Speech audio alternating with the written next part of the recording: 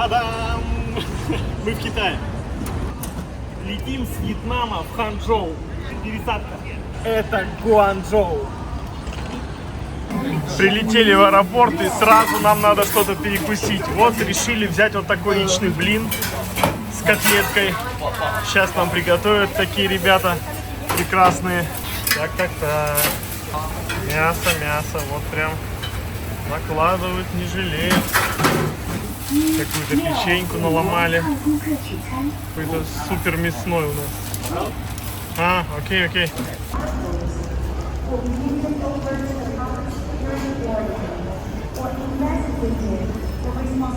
Вот такое пространство в аэропорту. Это не бизнес-зал, это просто аэропорт. Очень все удобно, комфортно для людей. Оп.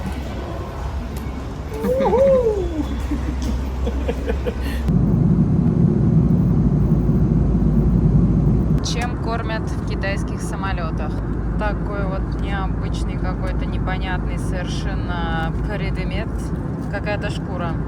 Йогурт, здесь что-то маринованное, тоже непонятно, как будто бы какая-то редька, может быть маринованный дайкон. И здесь говядина с рисом, банан, водичка. Привет, ребята! Мы добрались до Ханчжоу, и этот город — это не просто очередная точка на карте. Мы приехали сюда к своей дочке Марусе, которая в 16 лет уехала в этот город одна. Сейчас ей уже 18, она 2 года здесь прожила самостоятельно, училась, учила язык, привыкала к культуре, к обычаям, к особенностям этой страны. И сейчас мы прилетели посмотреть, как она здесь живет, и рассказать вам об этом. Ну вот с таким количеством шматья мы путешествуем уже 9 месяцев. Вот у нас 2 ручных клади, это рюкзачок у нас под технику, и вот чемодан, который нам пришлось купить новый в Индии, потому что старого отвалились колеса.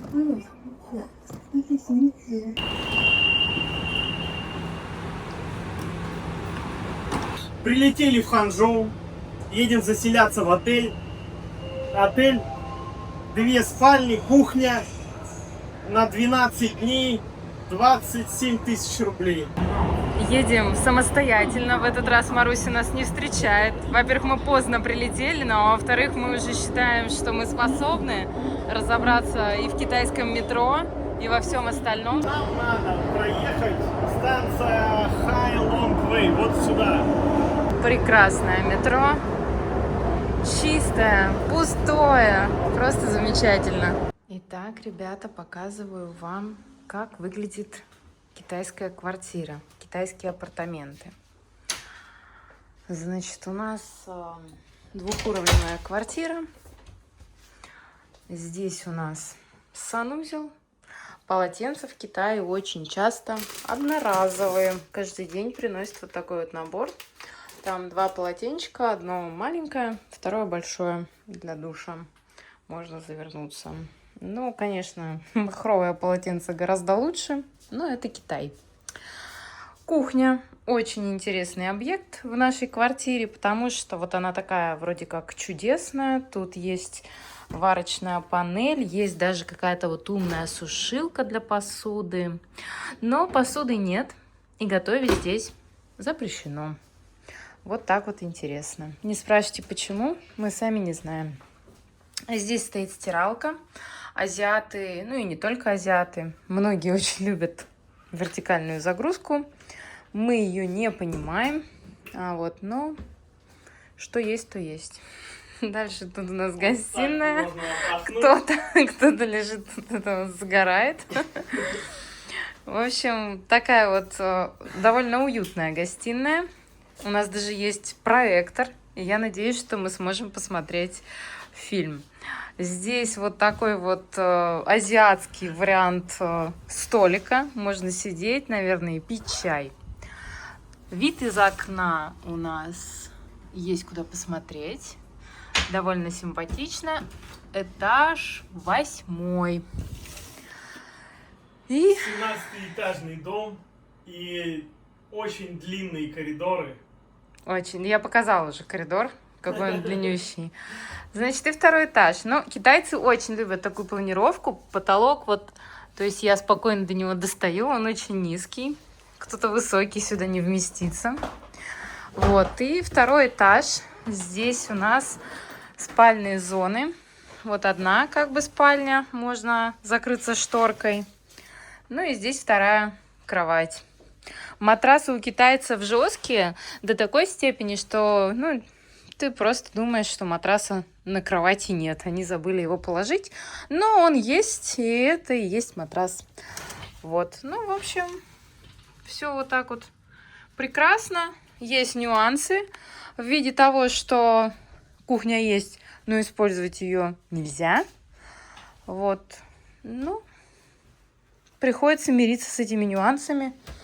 На первом этаже, благо, множество всяческих заведений, где можно довольно недорого перекусить и поесть. Мы собрались поехать в магазин, купить что-то для завтрака, но льет дождь. Мы пытаемся вызвать такси. Вот, видите, все на китайском. Надо как-то с этим справиться. Так, ну давайте начнем с того, что открываем Alipay и там добавляем на домашнюю страничку вот такую себе иконку Didi Travel. И через нее уже вот указывая местоположение. Ну, это просто кошмар. Я не Да. знаю, Андрюшка, как ты разбираешься с этим, но это что-то нереальное. Дождь прям поливает. Мы вот вчера здесь вот, можно сказать, завтракали в 2 часа дня. Наверное, нам сюда и надо. Вот как раз тут дорожка сухая. Можно дойти опять поесть наших пельмешек вчерашних. Очень было вкусно. О, как прекрасно. Мы можем, не промокая, зайти в магазин возле дома и купить зонтик. Это чей-то, видимо. Чуть не отжали зонт чужой. Нихао. Такой вот магазинчик. Тут можно практически черта лысого купить, начиная от всяких китайских вкусностей, заканчивая вон чемоданами и бытовой техникой мелкой. В холодильнике только мороженое. Именно поэтому нам надо ехать в большой супермаркет, где нормальные продукты продают, и мы что-то сможем готовить на завтрак, не имея возможности готовить на нашей кухне. Как вы помните, кухня у нас, она как бы есть, но ее как бы нет. Вот. Очень много всяких напитков, каких-то диковинных у китайцев. Просто непонятно, что это. Так, с зонтиком мы вооружились. И такси. Даже такси подъехало. Мы победили. Ну, вернее, ты победил. И зонтик у нас тоже есть. А, какая красота! Маленький зонтик за 13 юаней. Очень красивый. В Стамбуле как-то раз мы тоже такой покупали. Оп, оп, оп, оп. Ой, я мокну. Надо было 2 зонта. О, видите, наш такси. Сами вызвали. Нихао. Сейчас он нам скажет, чтобы мы ему сказали код. Китайцы совершенно не знают английского, поэтому сейчас... А мы не можем выучить, кстати, китайские цифры. Нас Маруся пыталась учить, но мы как-то не поддаемся китайскому языку. Все, купили зонт, едем в магазин. Да. Вызвали такси, вообще живем свободно. Да. Представляете, как мы в Китае себя прекрасно чувствуем. Ну вот. Такие виды из окна. Очень красивые капли на стекле. Такой вот он Китай. Очень, конечно, роскошное благоустройство. Особенно вот вокруг нашего дома. Там такая красота на канале. Мы добрались на своем такси со своим зонтиком до китайского торгового центра. Очень у них, конечно, роскошные торговые центры. Все дорого-богато. Красивые вот такие рестораны. Очень классно. Ну вот такой вот он, видите, открытый ТЦ. Очень нравится мне, что в теплых странах делают, вот, встраивают улицу, здания, все переплетают, и получается очень классное пространство. Но это способствует более долгому нахождению в ТЦ, потому что когда ты заходишь в классический закрытый, ты быстро устаешь, тебя начинает раздражать, и ты хочешь уйти. А по таким ТЦ гулять приятно, потому что тут у тебя улица, свежий воздух, и ты можешь ходить гораздо дольше. Да, вот какие-то китайские автомобили продают. Большая часть транспорта в Китае — это электрический транспорт, поэтому, когда ты стоишь у дороги, даже в огромном мегаполисе, не слышно шума, очень все тихо, и воздух, конечно же.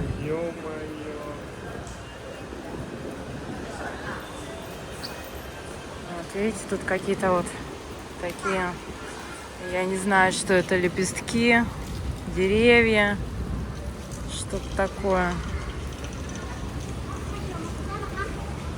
Ну, а там дальше все по классике, ничего особенного.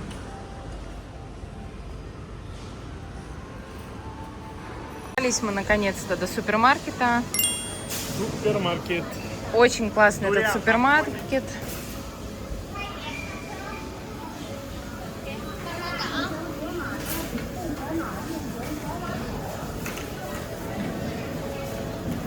Вот фруктики такие вот красивые, готовые уже лежат, нарезанные, начищенные.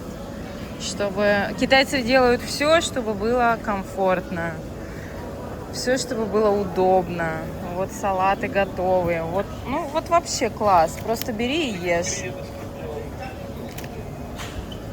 Ну, смотрите, как креветок-то они уложили. Тоже, чтобы все было красиво, удобно. Вот рыбку тут настрогали. 300 рублей. Очень симпатично. Ой, смотрите, что творится. Сколько здесь лосось стоит у них? А вон, кстати, есть большие порцаечки. Ой, вообще красота. Почем? Полкилограмма, и цену я не вижу.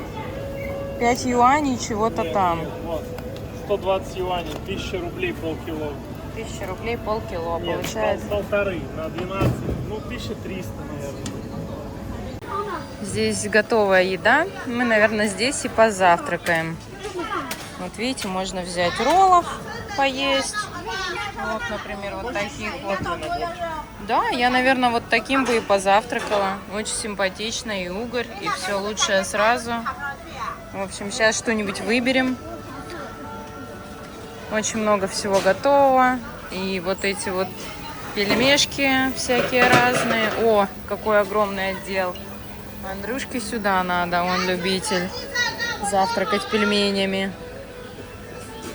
Вот даже можно креветок. Ну, еще, наверное, рано. Тут особо не начали, может быть, в полную силу готовить. Обычно тут можно и даже лобстера съесть. Hello. Вот такую вот еду мы решили попробовать. Берешь контейнер и накладываешь. 33 юаня. Вот. Тут 3 юаня стоит 50 грамм. Ну вот у нас получилась такая порция. Ну, здесь накладывают рис. Рис безлимитный. Сколько хочешь, столько ешь. Сказал, что ты его будешь есть. Вот ты себе его и кладешь. А сколько ты его положил? Я столько риса и не съем, конечно. Ты столько риса и не съешь, конечно. Тут такие вот очень симпатичные устрицы в какой-то фунчозе. Вот на пару вот так вот запекаются. Классно вообще. Вот тут наборчики. Можно прям взять и морепродуктов жахнуть. Итак, ребят, ну вот мы взяли, я взяла вот такой вот такой набор суши. У Андрюшки вот эта вот тарелка. И вот так устроен китайский фудкорт в супермаркете. Вот смотрите, тут есть вот где помыть руки. Можно налить воды, если вы пить хотите. Посуда в специальном шкафу, который дезинфицирует все вот эти вот. Здесь соусы, салфетки, ну это понятно. Вот так вот все. Даже бокалы для вина висят. Вдруг вы захотите в супермаркете дерябнуть. Ну вот так. Чистенько, все очень хорошо, прям приятно. Вот, такой кусок хлеба здесь стоит, на минуточку, 8 юаней, а это 100 рублей кусочек хлеба, вот. А вот этот вот 120. Кусок хлеба. Обалдеть. Вот. Ну, тут какая-то супер пекарня. Мы в отделе морепродуктов, и мы решили попробовать устриц. Вот выбрали 2 таких штуки. Хотим, чтобы нам сейчас их открыли, и здесь мы их прямо съедим. Любите ли вы устрицы так, как любим их мы? Пишите в комментариях. Очень много живности, всякой разной вообще, морской. Вот видите, даже крабы вот такие огромные есть, и не огромные. И вот лобстеры там вот ползают, усатые, полосатые. О, какие раки Раков красивые. живых можно взять прям в магазине. Они прям такие красненькие. Вот. Так, ну все, идет дождь. Мы идем на такси. Зонтик 1. 28:31. Нормально? Нормально. Так. Прекрасно. Очень теплый дождь. Так приятно вообще. Ну на улице 29 градусов. Жарища. А главное, лужи чистые. Вот покажи, как чисто, какие прозрачные лужи. Да, лужи чистые, но кроссовки все равно драные. Садимся. О, мокрый дождь. Это дождь. Нихау. Let's go. Сладкая, ну как, нормально все? Да, нормально. Счастье такое, под дождем пройти. На самом деле, ну как-то у нас же мы сибиряки, а в Сибири нет такого климата, чтобы вот такие были теплые дожди, и чтобы ты мог идти в белых кроссовках, они оставались белыми, ты не запачканный. И, ну, я понимаю, что люди, которые все время здесь живут, им это надоедает, они устают от дождей, но нам так классно, так весело.